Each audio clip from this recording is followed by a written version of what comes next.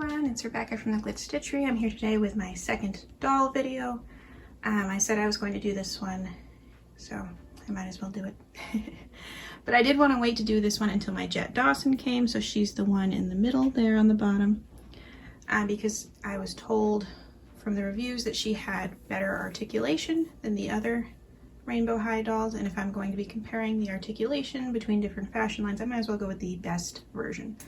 So we're gonna just compare her to a few different ones and try to show what she looks like next to other fashion doll types, as well as at the end I'll show her with a couple of 1/6 scale resin ball jointed dolls. They're a little bit different than fashion dolls in proportions, but at least then you can see what the jointing looks like compared to those. So yeah, let me just change the camera around and we will take a look. Alright, so here's Jett Dawson next to a few of the dolls from my collection. Now I'm going to warn you now, this video will have doll nudity. However, these are fashion dolls. They're not particularly, I mean, they're pieces of plastic. I don't know what to tell you.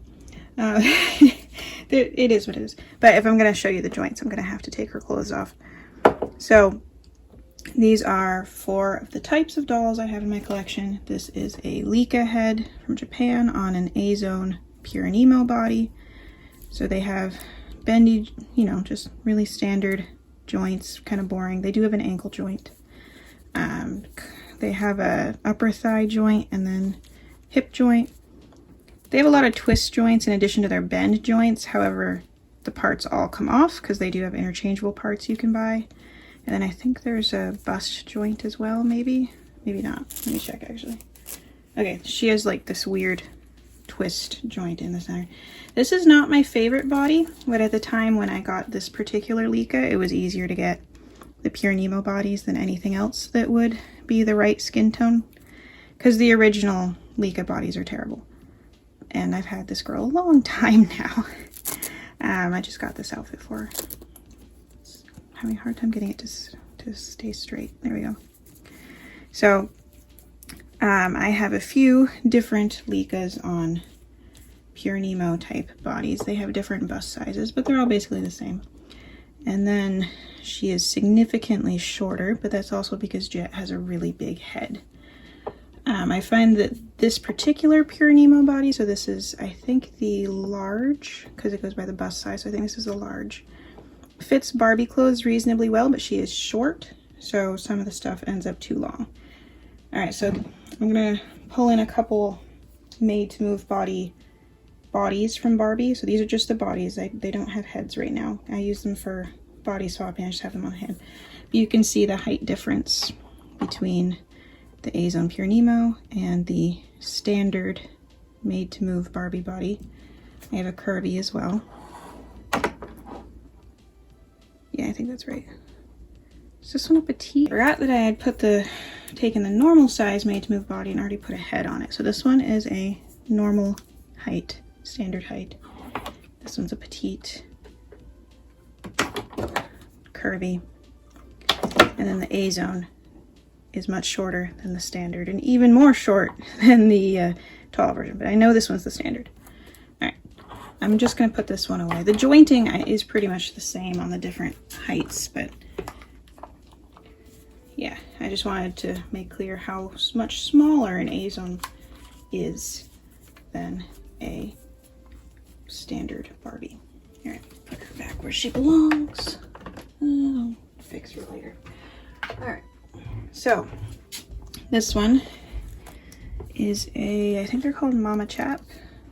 I imported her from Japan. She has these interesting joints, all sorts of joints. She's very bendy. I don't know if she's on like a form of the Obitsu body or if she has a unique body. But she's very poseable and very tiny. She's in a Licca dress right now, but she's so skinny that even that is a little big on her. But you can see that she's roughly the same height, maybe a little shorter than the pure Neemo. I say, yeah, maybe it's slightly shorter. She's pretty cute. I like her. And then we have a OMG doll. Frankly, I don't really care for the faces on these. Their bug eyes freak me out, but I like her hair. And she's kind of like a cyborg. And she does not have any jointing in her legs. They do not move. other than the hip. But she does have wrist and elbow joints. Does she have a bust joint? I don't think so, no. But, so yeah, not a huge amount of jointing, but some, and I like the removable hands. Easier to get them dressed. She has so much hair though that she's constantly falling backwards. I love her aesthetic though. Okay, so we are going to get Jett undressed, and then we can compare her joints to the Made to Move Barbie joints. I love her sneakers. I love her aesthetic. I'm not big on her hair color. Like, I don't really care for the rainbow hair thing, but I love the comic book scratchy art style thing she's got going on. This has a real buckle. What? Okay. How am I ever gonna get that done again? That'll be fun. Anyway, I got her on eBay. She had a damaged box, so I was able to get her for a little cheaper than I would have new. Is that sewn? No, it was just stuck. Well, apparently when they put her jacket on, the paint was still wet there and it stuck, so a little bit just ripped off. I can't guarantee she's going to be wearing this outfit all the time anyway, so I'm not too concerned about it. Well, I am concerned about getting this off without taking her gloves off, because I don't want to have to get those back on. Come on.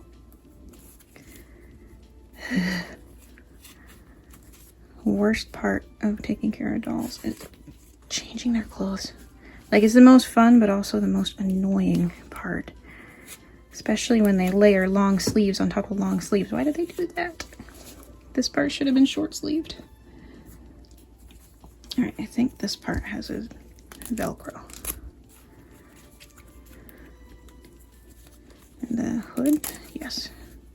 Not that the hood is functional, because their heads are ginormous.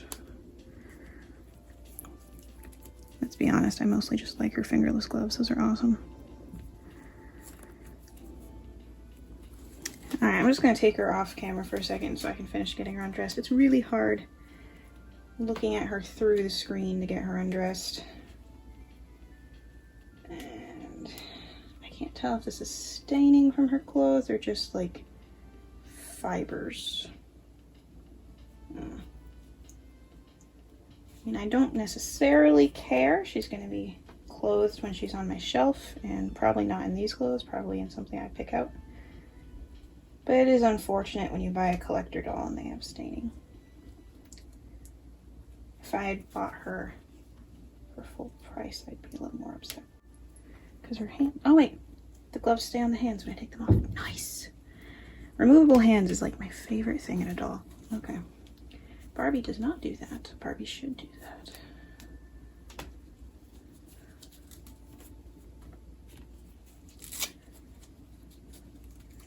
I think her scribble tights are my favorite part. They're just really a really cool outfit piece. Alright, come on. They are a little hard to get off though, because they're very tight. Before you ask, I am never putting that floofy red dress on her that she came with. It is a ridiculous dress, and everyone I've looked at online who's doing reviews had a hard time with it or broke it. So I'm just gonna leave it on the hanger. Okay, yeah, it's just dust. She doesn't have any staining. Good. Let's get her hands back on. Then we can look at her joints. Once upon a time, I thought Azone joints were awesome, but I think I've outgrown them a bit. Especially since the more you play with them, the more loose their joints get, and then eventually you'll be playing with them and their limbs will just pop off, which is so annoying. Okay, here's Jett. So, obviously her head is much larger than a Barbie head. But the reason I wanted Jett specifically for this video is because they added 2 joints to Jett. If I understand correctly, this joint here is new, and the posable ankles is new. I'm very happy about that part because it means they can wear flat shoes. I want to try some other brands of shoes on her. It's still not like a perfectly flat foot. It still has a little bit of an arch heel type shape to it, but I'm hoping that I can get away with it. So she has joints at the wrist and removable hands, joints at the elbow, not a double joint, I don't think, although it does twist, joint at the shoulder, under the bust. I think they have a head tilt, or she should, it's just stiff. Yeah, there we go, head tilt. The cup joint in the hip is really interesting. And then the thigh twist joint, the knee joint, and the ankle joint. So pretty good jointing. I don't know how well she holds poses. I haven't played with her yet, obviously, but I literally just opened her. Her hair is very soft. A piece of it keeps sticking up, but it's very, very soft. Even if I'm not huge on the colors, I have to admire how soft it is. If you do get one of these and you're not going to be rerooting her, don't take the top knot out. She has some very sparse rooting right there, which makes sense because that's how you get the hairstyles to stay well. But since she's rooted specifically for this hairstyle, if you try to change her hairstyle, she kind of looks balding. So just keep that in mind. All right, so let's compare her. So this is the petite Barbie, and the petite Barbie is still taller than Jett Dawson's body. I mean, yeah, I'm pretty sure this one's the petite. This one was from the Barbie Looks, the one that was the petite with the pixie cut, the dark brunette pixie cut. So yeah, so there's that. And then the curvy body. They might be able to share, or more accurately, she might be able to wear curvy Barbie bottoms, but I think the difference in torso length and width would make tops not look very good. Because rainbow highs are wide at the hips, but definitely not at the bust. I will say that the joints on the Barbies are a little bit stronger feeling. Like I feel like they're going to hold the poses better for the elbows and knees, although they're not particularly attractive joints. They look like robots. Specifically, I like the Made to Move joints because they remind me of an anime called Angelic Layer, which was about customizing your own little personal robotic doll that you then use to compete in an arena, and it was very cool. One of my favorite anime, but that is what dolls remind me of for the most part. Her knees are a little bit more aesthetically attractive than the Made to Move Barbie, and I like that the wrists are removable, so you can just pop the hands off when you need to get them dressed. I personally like the inset eyes. I know they're not for everybody.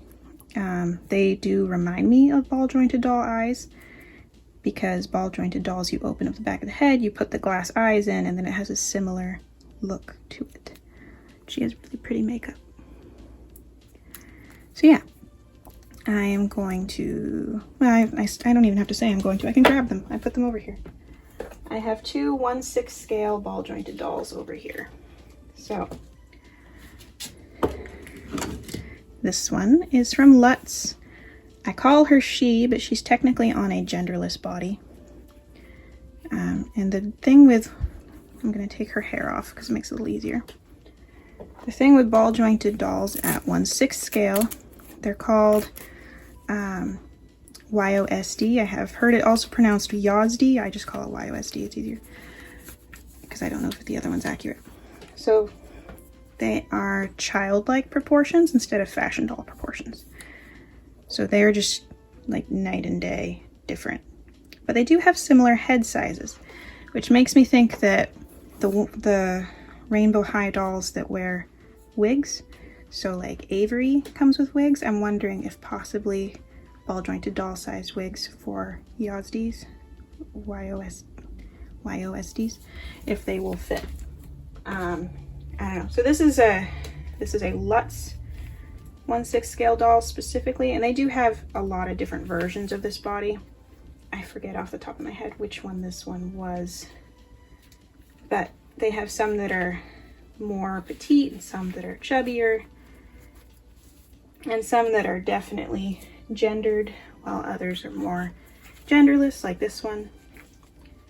But they have really cute sculpts. I like them. So the boy over here, and this one is definitely a boy. This one is a DollZone 1/6 scale doll.